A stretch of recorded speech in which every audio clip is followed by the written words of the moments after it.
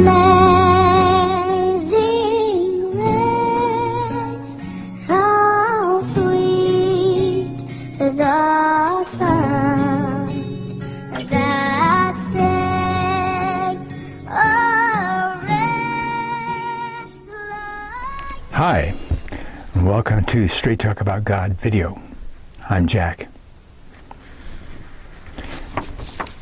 This is going to be all about looking up the original language. If you've seen any of my other videos, you probably heard me say something like that it's important to get behind the translation into the original language. And also, unless one knows Greek and Hebrew, one can't be sure what the writers wrote. No translation is perfect, right? And the only way to get back to the original, if you don't know Hebrew or Greek, is through Strong's Concordance. Strong's Concordance.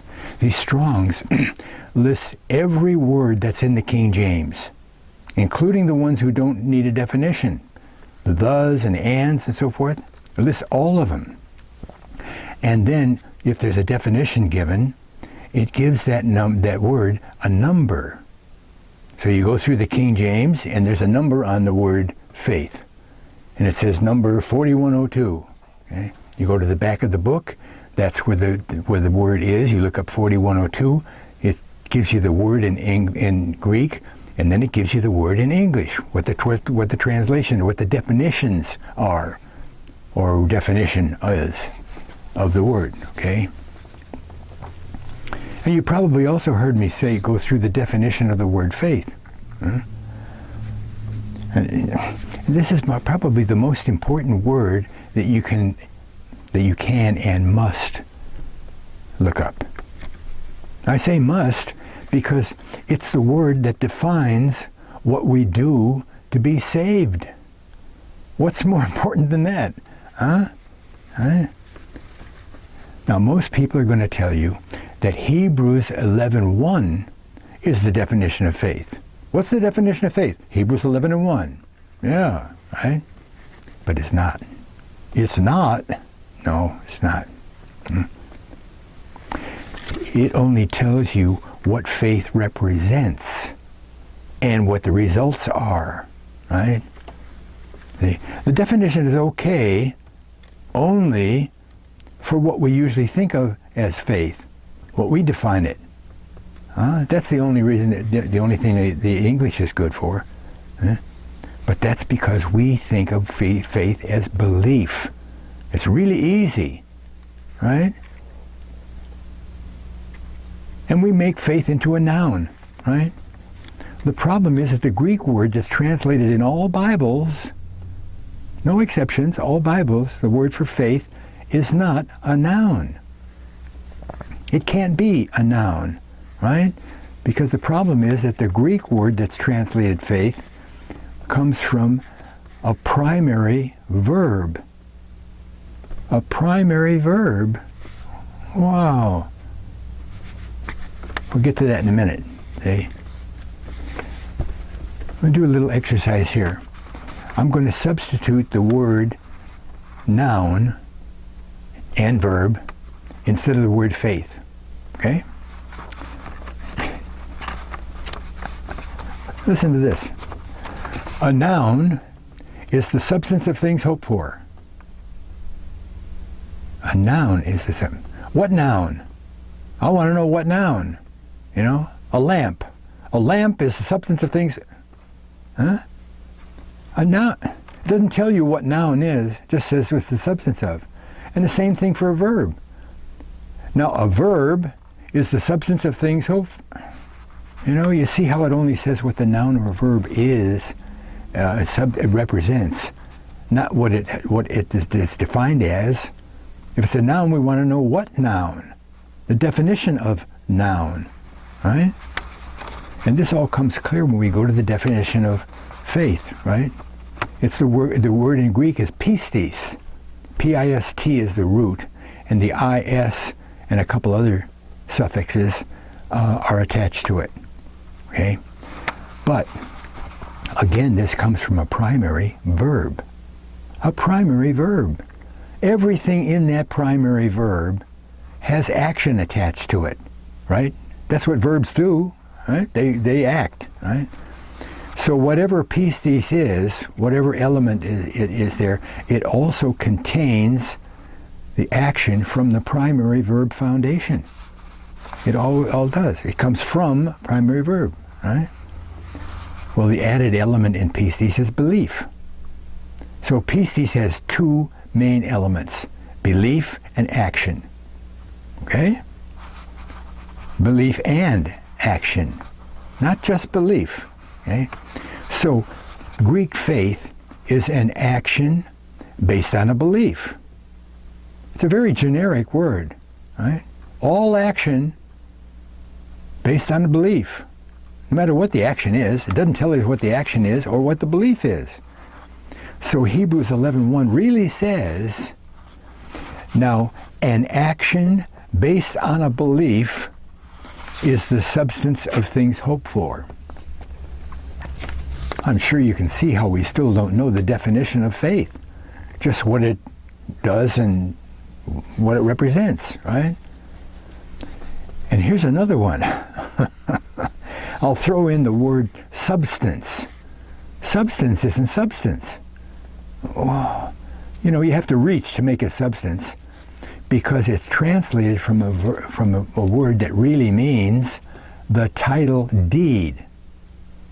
The title deed, well, the title deed could be called a substance, you know, but that's pretty different. And it sure changes our look at the word, the verse. So what it says then, when we do this difference, it says, now, an action based on a belief, faith, is the title deed for things hoped for. The title deed. You have a title deed for your house, don't you? What's that do? When the man comes around and says, who owns this house? You dig out your title deed. Your title deed is your right to own the house, right? Well, in other words, this believing action gives us the right to own what we hope for. What's that? Salvation, right? Salvation. And the result is that millions of churchgoers have no idea what saves them because they think of faith as a noun, a belief, that whosoever believed in God would get eternal life. John 3:16 says, all you do is believe in God. No, you don't. It doesn't say that because belief and faith in Greek are the same thing.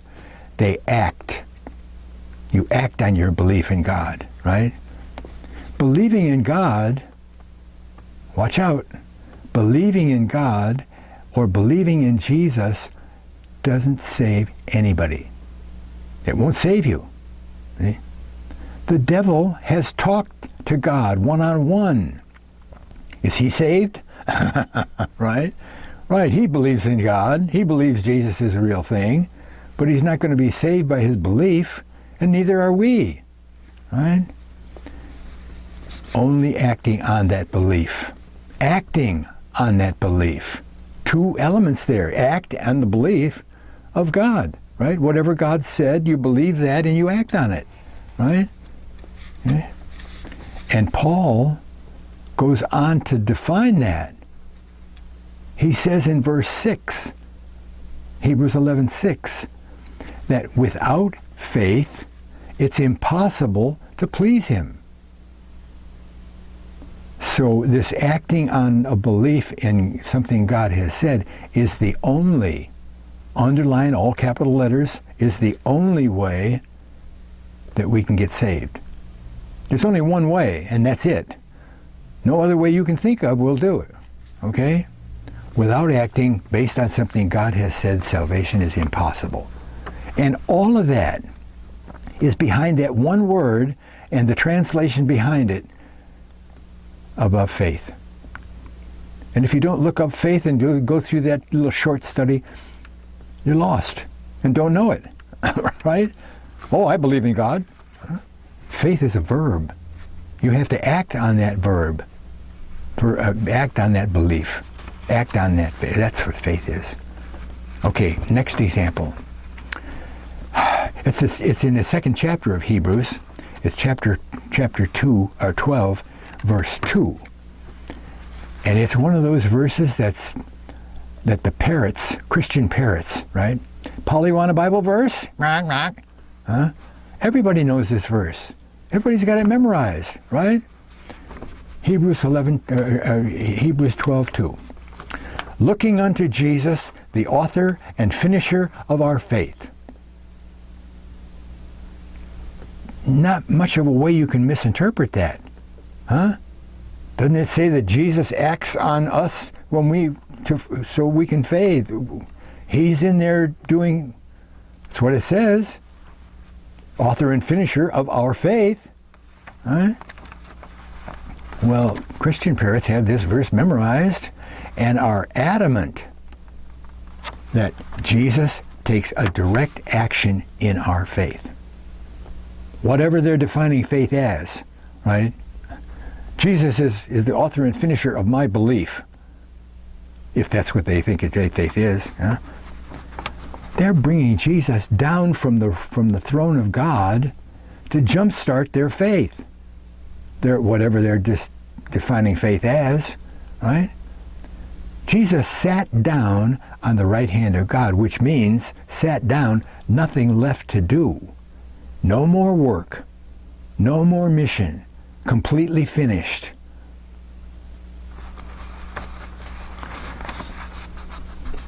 There's a little exercise that we should all go through especially if you have the King James. You might not find this in other translations, but in the King James, when you come across a word or words that are italicized, okay? Go back to the beginning of the sentence and read the sentence again without those words. Without, okay? And a lot of times, it's going to make the same sense. You know, it's just a little bit rough in the flow of the sentence or something. And the translators added a word to make it flow better. Sometimes, like faith, it's way wrong, right? Way wrong. It's got people believing that if they believe in God, they'll be saved, you know? So you go back and you do that, knowing that the translators added that verse, or that word. Now, this example has more than one part, more than just looking up the original language. We have to do that, but we also have to remember that any italicized word is added by the translator and doesn't appear in the original language, right? And that's what happens with the word our. The word our, you'll notice if you have a King James, is italicized. So if we take it out, what happens? It changes the whole verse. Right? First thing we find is that Jesus is the author and finisher of faith. Not our faith, of faith. Oh, I got left out. Wait a minute. I thought I was in there. No, I wasn't. Jesus is the author and finisher of faith, right? In other words, the process of acting in faith. You see, Jesus was the instrument whom God sent to earth to show us, to institute the new covenant. The new covenant talked about by Jeremiah, Isaiah, and a couple other prophets, right? Well, that new covenant says that when we act in faith, when we faith, right? Put an E on it, faith, okay? God doesn't just see us as righteous, the way he did with Abraham. Remember? He just saw Abraham as righteous. He treated Abraham as righteous. Abraham wasn't righteous, right?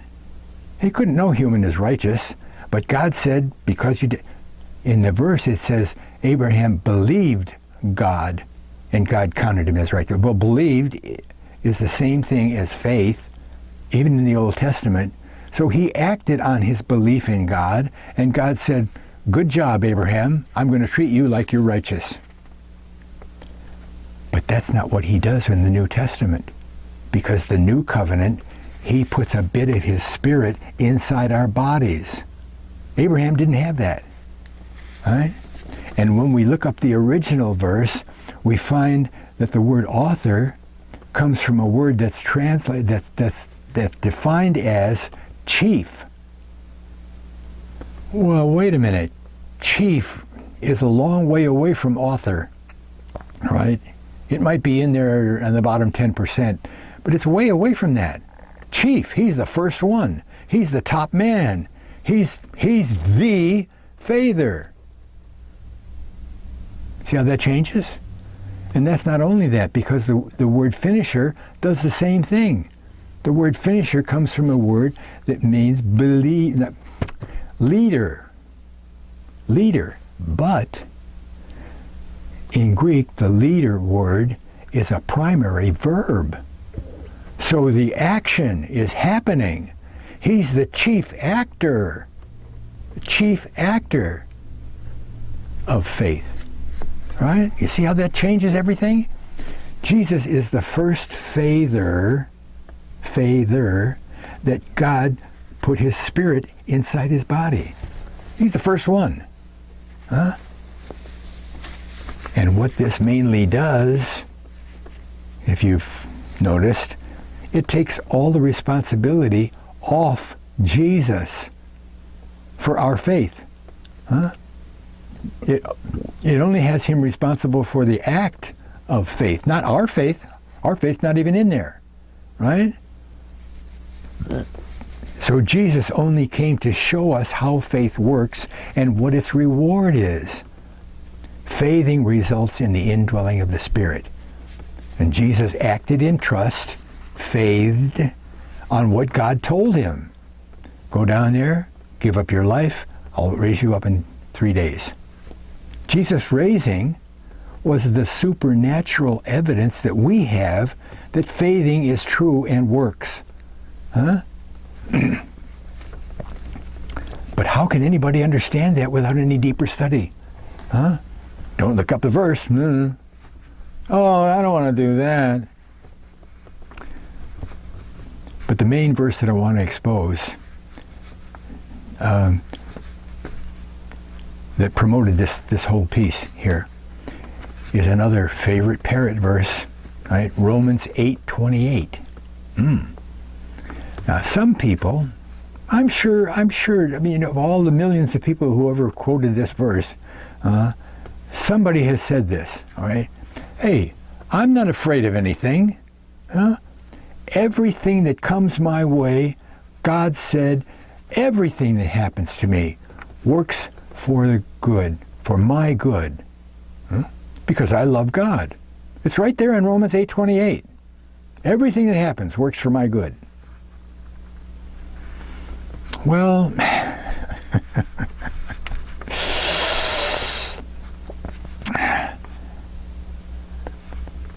that's true, but only in the English translation, right? It doesn't say that in Greek. You see, you got to look this stuff up.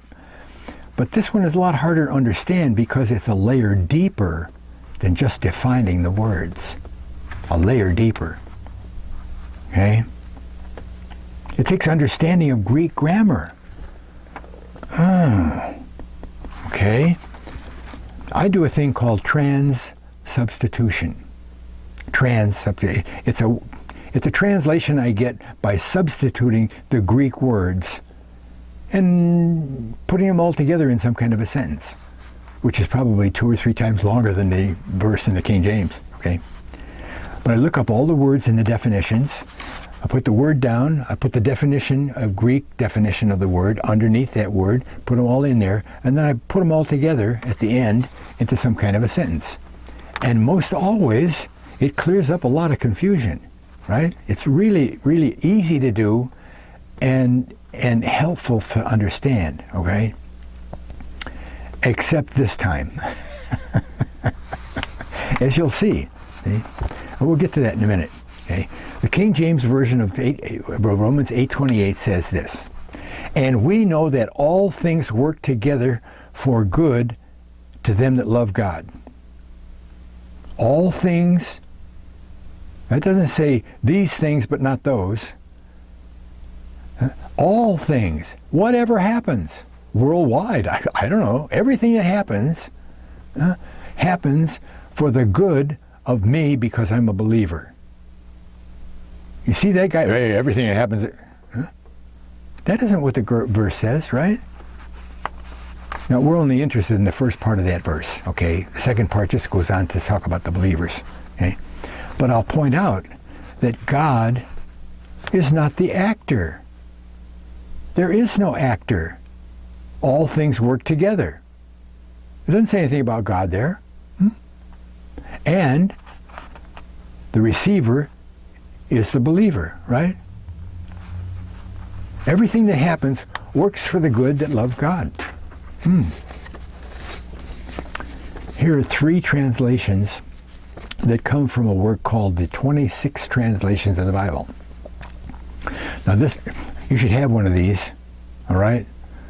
There's like 4 or 5 books that you can't get away without having. You gotta have them, okay? King James Bible, Strong's Concordance, there's 26 translations, right? A really good, big, extensive Bible dictionary, and one other book that we're going to talk about, okay?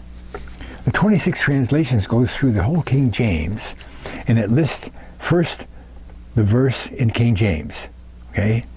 And then under that verse is listed any of the words that are translated from other translations that are a little bit different, okay? They add a little part here or there, or fill out an understanding of a word or a phrase in the verse or whatever. And if you take all of those, you read the King James, and then you read there's 7 translations of this verse here.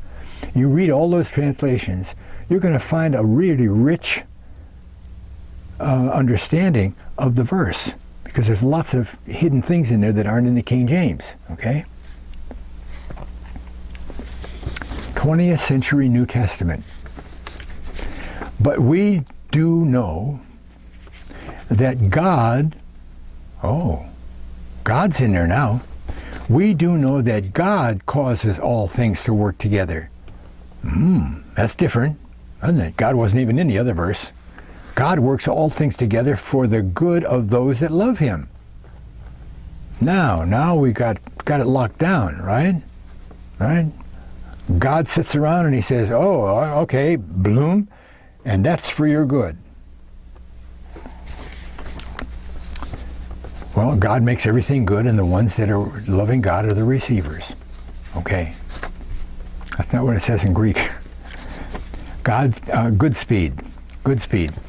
We know that in everything, God works.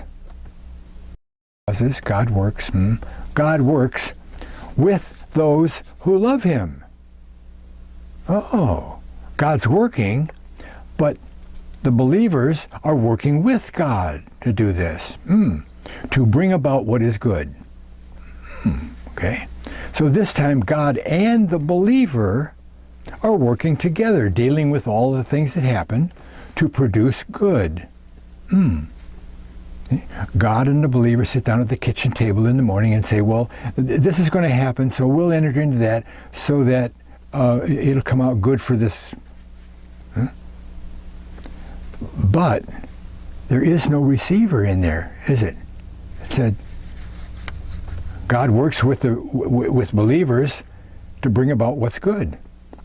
For who? Anybody? The whole world? Revised Standard Version. We know that in everything God works, that's pretty much the same as good speed. God works for good, God works for good, okay, with those who love Him. Well, that's just a teeny bit different than good speed. That's why it's in there, but it's the same thing, isn't it? The elements are the same. God and the believer are working together again, right? And again, there's no recipient. Doesn't say who gets the good. And while these other translations head in the right direction of what the verse really says, they still don't get any more right than the superficial level, right? And what does that do?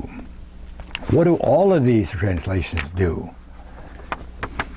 All of these translations, it allows a lot of ego to get in the way. Ego. Now, before I go to the next step, I want to show you my transubstitution.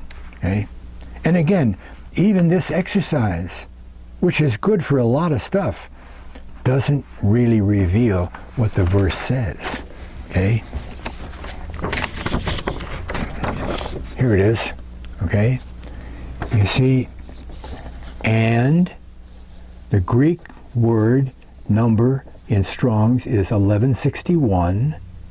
The word in English is and the Greek definition of and in Greek is also or moreover.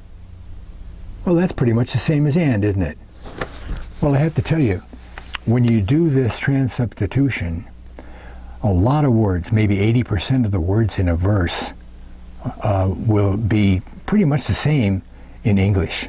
The meaning will still be there. It's that other 20% that shows us what they really mean, right? And a lot of these, this is going to just fill out and make a much richer translation of the actual King James. It's still not right, right? Let's go through that, okay? And is also, moreover. We know, perceive, or understand. That is because or how that. We know how that something, right? All things, and that's all or whole or whatsoever, right? No works together. That's help, help, work with, or cooperate, right? Work together. For is so much that, or for the intent. Right? They work together for the intent, okay? Of what? Of good, which is benefit or well. All pretty much the same as we know, okay? And then to them that love God, love is the only one there that needs translation. Evidently, it's the only one that has a number, okay? And it means love, but it qualifies, it says in a moral sense. And you notice it's G25. G25 is one of the three words in Greek that's translated love. Okay? Three words. Love in Greek is eros, erotic. You know what that is, okay? And then there's phileo. Phileo is you scratch my back, I scratch yours. Okay? I'll help you out with this if you help me out with that. After you help somebody out with something 4 or 5 times and they don't help you back, you stop helping, right? Because your help is based on the condition that they help. This love, 25, Greek 25, is agape. And only, it's an absolute, only God can agape. No human being can agape, only God. However, when you act in faith, what happens? You get a bit of God's Spirit inside your body. Now God's in there, and God can agape through you. Okay? No human being has it in him without... You can't love somebody unconditionally over and over and over, because you'll find out that you're really loving them phileo, right?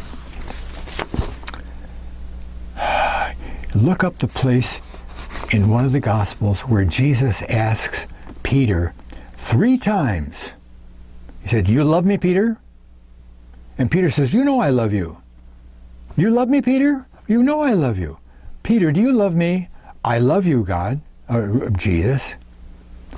Well, it's all translated love. Jesus only says agape. Do you love me unconditionally, Peter? And Peter says, you know that I love you if you love me. He answers with phileo. But you don't know that unless you look up the word, right? Peter answers phileo 3 times. The third time that Jesus asks him if he loves him, he goes down to the phileo level so that Peter can do the right thing. Okay? Phileo. You can't agape if you're a person, unless God's inside you, right? So putting all this together, these definitions together from the transubstitution, we get into one sentence. It gives us better understanding of what the verse says in English, but only in English, right? Here's what it says. I put all those definitions together, okay? Big, long part here. Moreover, we know and understand, how that everything whatsoever, all things, everything, cooperates in tending benefit for the good of those that love in a moral sense the supreme deity. See, that's where the moral sense comes in, because phileo is not a moral sense. It's conditional, Jesus said, love your neighbor like you love yourself. You love your neighbor by saying, no, I won't help you, even because you didn't help me. Okay? But this is where we have to go to find the understanding of the verse. The interlinear. This is the 5th book that you must have. You must have this book, because without the interlinear, you don't find out about this verse, right? You go through the translation, you look up all the words, get the Greek words and all that stuff, and you still have it wrong. There's still room to get your ego in there and, mess it around. This verse says that you don't have anything to do with it. It's all about God. Okay? Interlinear writes down the original language, Hebrew or Greek, the original language. Then it says in English letters how the Greek word sounds. It puts on English letters for the sound. Then under that, it puts the Greek letters, the Greek word, and then under that is the English words that define that Greek word. Okay? So when you get down to the English of the word of the sentence, the grammar goes weird and stuff, and it doesn't make a good sentence and all the time. It just says, what does this mean? What does that mean? What did that thing? See? But that's where we find the 3rd level on this thing, okay? I'm going to give you an example of that, and that is that there's an amusing English sentence that's structured in German grammar. I mean, I heard this long before I even came to God, because it's funny, right? But German and Greek and sometimes Hebrew grammar turns out to be pretty much the same. See? We won't get into why. Okay, the idea of this sentence is that there's a cow on the other side of a fence, and you got to take some hay and get it over to the cow. Okay? That's what it says. Okay? But the German, again, the grammar, it likes to switch things around. And the object comes first instead of the subject coming first.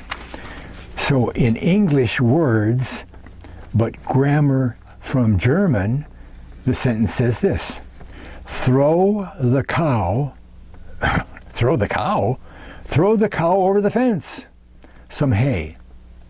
See, you have to wait all the way to the end of the sentence to find out what you're going to be throwing. That you're not really throwing the cow, you're throwing hay over the fence, right? Because the grammar is that, and that's what brings understanding to this verse, right? When we see it in the interlineary, right? We read the sentence in the interlineary. It says, "We have known, not know, but known. we have known, but that to the ones loving... Wait a minute. I didn't show you the interlinear. Here it is.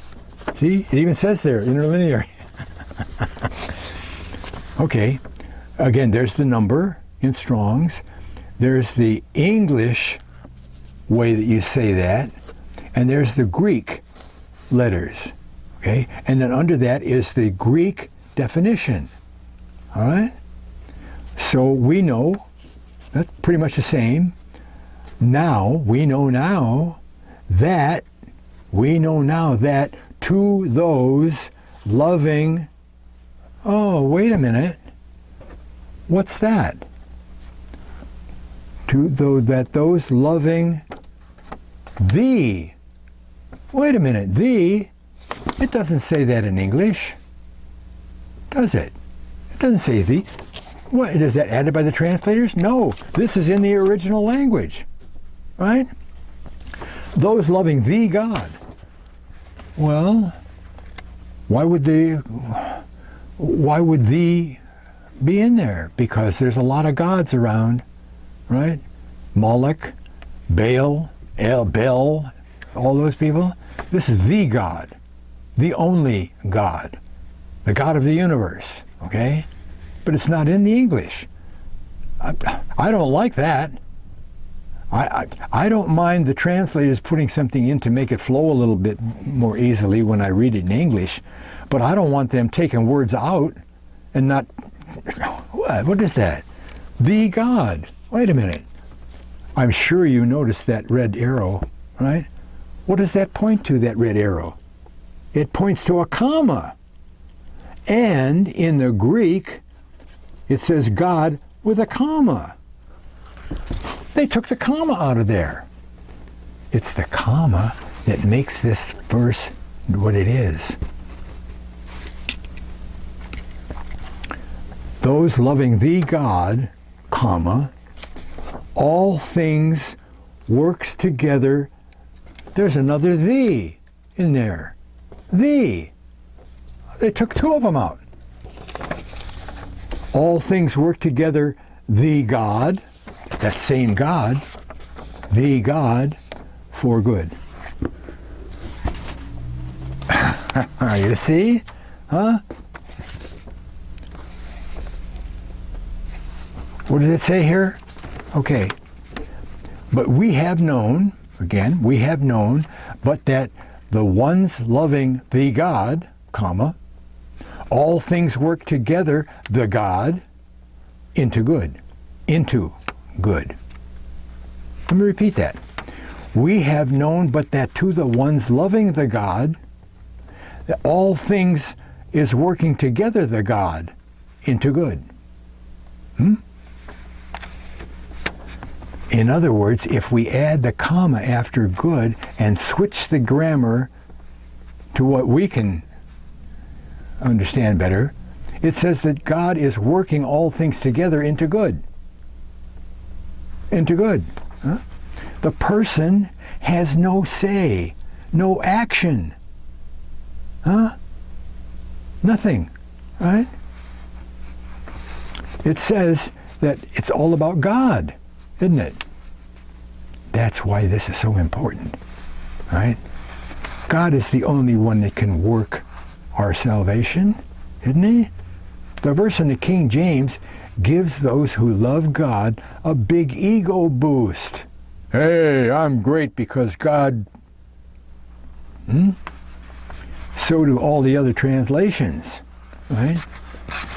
You see, Christianity, like most of the other major religions, strives for ego elimination. How many times have you heard that in church? You got to get rid of your ego. I don't ever remember that. You might want to check out my other videos. I've got 2 or 3 of them on our ego and what part it plays in our lives. Whew. Heavy stuff. You see, just knowing the true definition of faith reveals that it's an act of ego elimination. See, when you think about what's involved in faithing, it's doing things instead of what your ego says to do, right? Faithing is an act of surrender. Oh, we don't want to surrender, huh? If you talked about it that way, people would say, oh, no, I don't want to do that. It's a loss of ego, right? Because it's placing dependence on God, right? Not on us or anything else, right? Well, I'll act this way if the weather's good, you know. Right? You see, our whole existence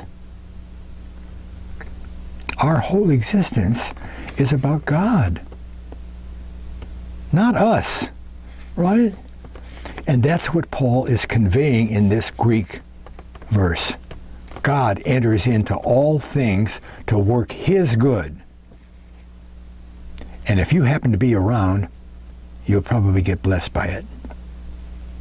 That's what it says, right? See, the King James says all things work together for the good of believers. No, it doesn't. Huh?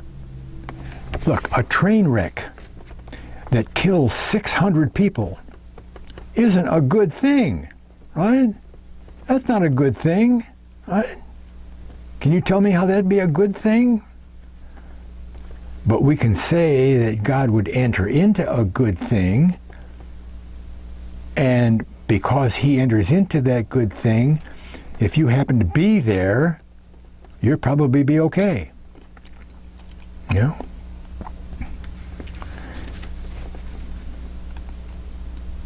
See, if you were on that train, okay, if you were on that train, 600 people died, but the 250 other people didn't die. And you didn't die either because God made it possible that you didn't get any injury. Somehow or other, you were protected. You fell between the seats or, I don't know, whatever. See? I just recently saw a photograph of a big 18-wheeler who climbed up the back end of a car and rested on the top, crushing the whole car. It looked in the picture like the car was only like 2 feet off the pavement, right? And the reason they posted that picture was because the person, the driver, only received, quote, minor injuries. Minor injuries. I wondered how the driver even got out of the car. I mean, it was squashed flat practically, you know? You've seen stuff like that, haven't you? Huh?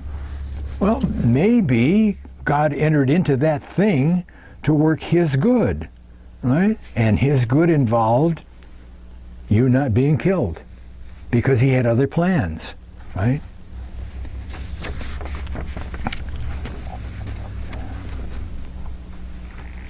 What we have to do is we have to acknowledge that God is the one that's in charge of everything. And we're just his servants. Servants. We have no say in what happens. No say. He does things for our benefit. He doesn't do things for our benefit. See, Paul even says several times, he says, I'm a slave of Christ, or a slave of God.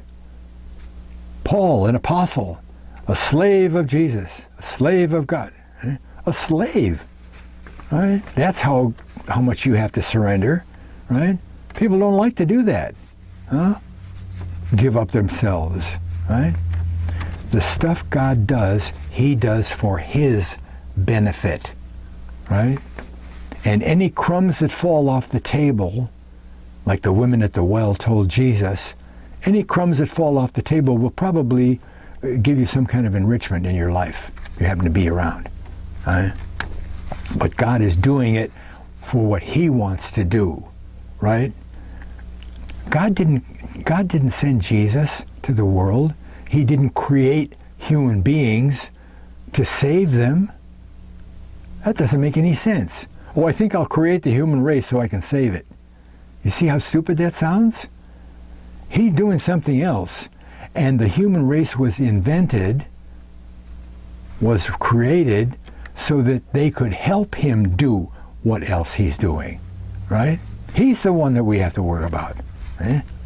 Any of the good stuff that happens to us is only fallout. Fallout, right? It's only fallout. It happens because we happen to be in the right place when God acts. Heavy stuff, isn't it? But if you don't look up any words, and I had one Baptist pastor tell me that he thought his conclusion was that only maybe 10% of the people that he has in his congregation ever looked up a word or has a Strong's Concordance. 10%. I don't know how you can be saved with only 10% knowledge, but there it is. Thanks a lot for watching.